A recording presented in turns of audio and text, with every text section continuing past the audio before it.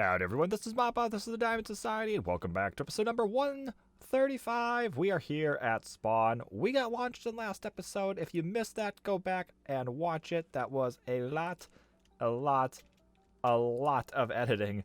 That was kind of ridiculous. That took almost 6 hours to edit that whole thing entirely, but I think it turned out pretty well. I'm really happy with it, and now we have a new season, and the sun is setting, so we do not want to be around here when the night hits.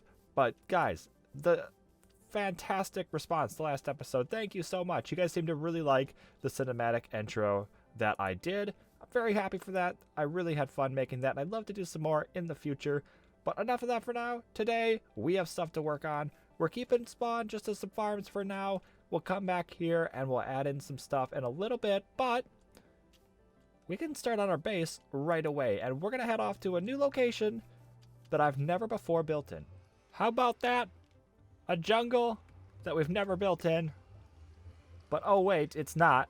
We are in a mushroom biome, which I've never built in before, and I absolutely love the vibrant green, which means of course we have to turn this into a custom biome that's going to make use of that, and it's essentially going to look like a jungle toward the end. I have a ton more plans than just that though, but just to sort of whet your appetites, it's going to involve a lot of greenery. We're going to make this place really, really cool. And I've already laid out a couple of blocks to plan out what I want to start doing. And you can kind of see how that's going to fit in. Once we do all that green around here and we start putting in these dark blocks, we got the black stone and the black concrete, it's going to look super, super neat. I think there's going to be a really nice contrast between the two, and it's going to come out absolutely wonderfully. But these are all going to be pillars going upward. We're going to start putting a platform right here for none other than... what's under here? I thought you could see that from back there. Villagers. I've already brought some villagers over here. I don't quite remember if the regular villagers can still learn to be something else, to learn a new job. I really hope they can, because those took a little bit to get over here. There's a village not too far away, though, so we brought them over here. We're going to build a villager breeder way up there by that mushroom, and then we're going to drop them down here. We're going to run them through the whole zombie thing so that we get the best trades, and then we're going to deposit them into a storage unit, and we're going to have our nice big trading hall right here. And I'm thinking, because these are going to be pillars, we put it up around this height, so we'll have a nice big staircase coming up to it. It'll be nice and grand. And then with the portal somewhere over here, we'll have a really cool entrance to the base, and we can keep building off of that. And everything's really going to circle around villager trading this season, I think, because we can get some really, really cool things by trading with them.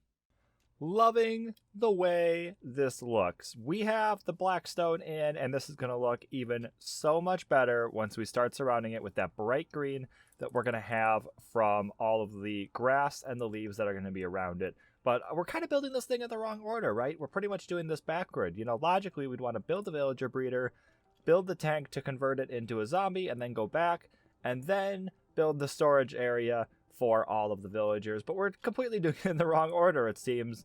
We're building the platform first, then we'll do the storage unit, then we'll do the tank, and we're going to finish with the villager breeder. And there's two big reasons for that. First off, the villager breeder, don't want it running and then producing a bunch of villagers that don't have anywhere to go. And also, I want to make sure that I put it in exactly the right spot. That's going to be really, really crucial. We don't want to put it too close, not have enough room to do everything, or make it look, or have to make it look pretty weird.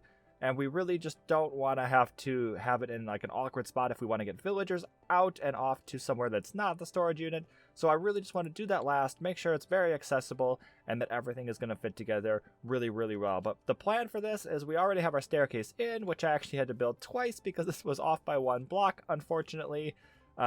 This needed a one wide gap so I could do this little block here. And this comes up to the main area here, where we're going to have villagers on the sides, and we're going to have some big windows right here. We'll have them in front of that, and we'll have the storage come through here, and then a second storage over here, and I've got a way to kind of split them up to decide which way the villager's going to go. We're going to use their AI, though. We're going to use their pathfinding to help them get into the storage themselves. So this should be a very, very simple storage system that's not going to use a bunch of redstone and everything, and it should come together pretty well, I hope. So got a lot more to do, obviously. There's so much more to do. We're definitely not going to get it all done in this episode, especially with, the limited number of tools I have, or at least the limited number of enchantments. We are so not to the point where everything just kind of flies by really fast. And you got to figure out something to do for the sides here, too. So far, the designs come together really well. I think you can see pretty clearly we're using lots of blacks, with the black stone and the concrete, and then some grays. That's gray concrete right there. We'll probably do some more gray concrete over here, and then we're using some light grays there with these stone slabs. I did think about putting a different material in here because they pop out pretty much, but I think a little bit of contrast is going to end up looking a whole lot better in the long run. And as a little side project, we also don't want to ignore that we have this. That's a skeleton spawner. That's fantastic. It's right in our biome too, which is absolutely perfect. It's like right in the center of the island. We can come right down here. We'll build a farm out of this. We'll have a quick source of XP to start out until we get some better XP farms. And then we'll also have a really good source of bones, which is obviously going to be awesome for automatic farms. One half of the storage unit for the villagers is in. This is really, really simple, and I really, really like how this comes together. So first off, those pillars that were on the ground before now come up and they kind of curve in. So we're going to have this nice little boxed in feel, but we're still going to kind of work in some openness. We'll get to that later though. When we have over here is villagers that are going to come down the center here from the farm way up top. They're going to land right here, and then this is going to be replicated over here, so I can decide whether this one's going to be open or this side's going to be open, and that'll determine whether they're going to go down that line or the line that's going to be the exact same over on this side. So if they come in and they land right here, and then this opens up, they're going to come through here, and I'm kind of hoping that they don't just walk over and hit that and let themselves through, but I should be standing here whenever they enter anyway, so it shouldn't be too much of a problem. They're going to see an open stand over here. So in this case, we have the lectern. They're going to know that that's a job site, and they're going to walk right here. They're going to look for the very first one that they can get to. So in this case, it would be this one. They're going to fall into the gap. And then as the player, I get pushed down. But villagers, that's not going to happen. They're going to get trapped right inside this glass block. And they're not going to be able to go anywhere because there's a glass block here, a glass block here, and then the lectern in front of them, and the piston behind them. So they'll be completely stuck there for good, which is absolutely perfect. We can still click on them from below, and they'll be able to see the lectern, so they'll have their job site, and they'll have the trade locked in. But of course, I could not just leave the skeleton spawner be as is. I had to make a quick farm out of it. Now, eventually, we're going to come back here, and we're going to make this something a little bit better, because right now, this part's fine. This doesn't have to change. This will stay out of view. But pretty classic design here. Drop the skeletons in. Perfect example right there as well. Try not to get shot. That guy just kind of flew over here, it looks like. He must have gotten knocked back by one of the others. And then they're going to drop into there. Or they're going to fight right there. And then they're going to go up this tube right here. They're going to go over the top, drop right back down onto this half slab. And then I can come down here and go whack and get some stuff, which is pretty cool. And I think we're probably going to end up bringing a dog down here and letting it go automatically. Oh snap, I started heading back towards spawn and noticed that we have a new area on top of the nether. Oh, this is going to be a cool project. There's so much hype around what's going on this season. We're going to be doing some cool stuff in the nether, just you wait, and this is only the start. I don't even really know what's going on right now. I don't know. I know the overall plan, but I haven't seen this yet. And if we go ahead and hop through... Oh. This is not where I thought we'd be. That's more like it. Let's go over there. That's better. We're over here now. I just wanted to show this off.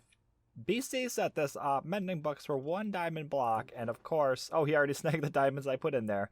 We had to take one because diamond pickaxe, we needed to repair that, and I was getting really close to the max repairs, so I put that on there just to be safe. Haven't made it the netherite version yet, but we have that, and of course, we are doing villagers, which means we're gonna have a mending villager. Of course, I'm not gonna let it be any other way, so I don't want to spend too many diamonds here and just completely gear up. I was very tempted to do that. We do have the netherite helmet. That's fantastic. We just need mending left on there, but I think it can probably last until we can get our own mending books. And then he set this up as well.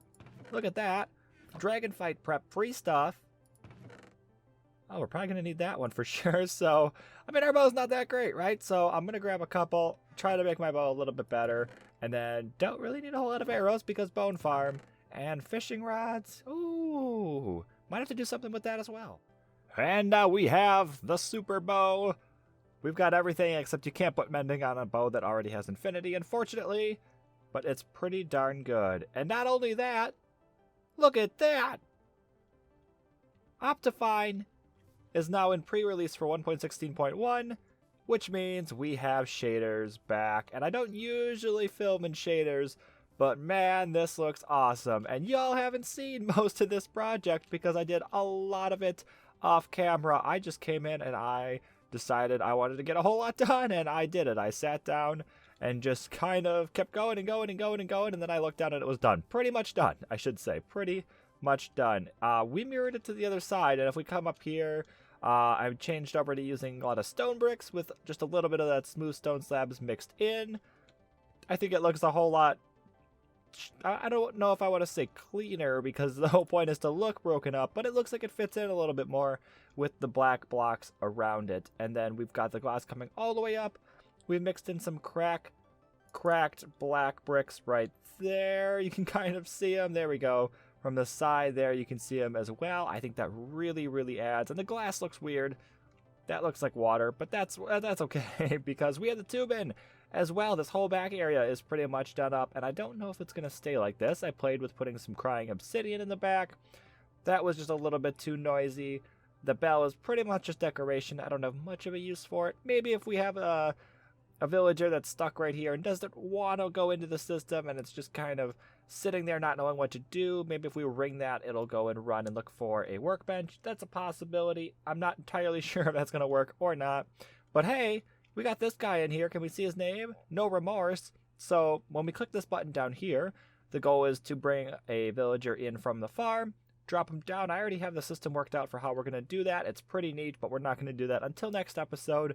But they're going to drop in here. Their fall damage gets reset by the water, so they're not on like half a heart or anything. The zombie will convert them to a zombie villager, which of course means we need to keep this covered as well so they don't catch any sunlight.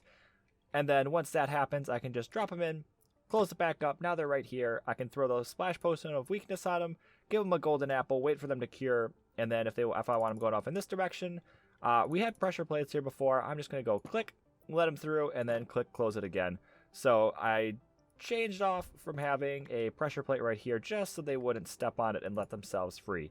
So pretty cool system, I think. I'm really, really excited to use it, but not till next time. Not till next time, because for now, wow, look at that. Because for now, I've spent a lot of time on this episode, and I'm so excited to get it out and share it with you guys. So anyway, hopefully you all have enjoyed. Go ahead and subscribe for more as we're looking right into the sun, and I'll see y'all next time.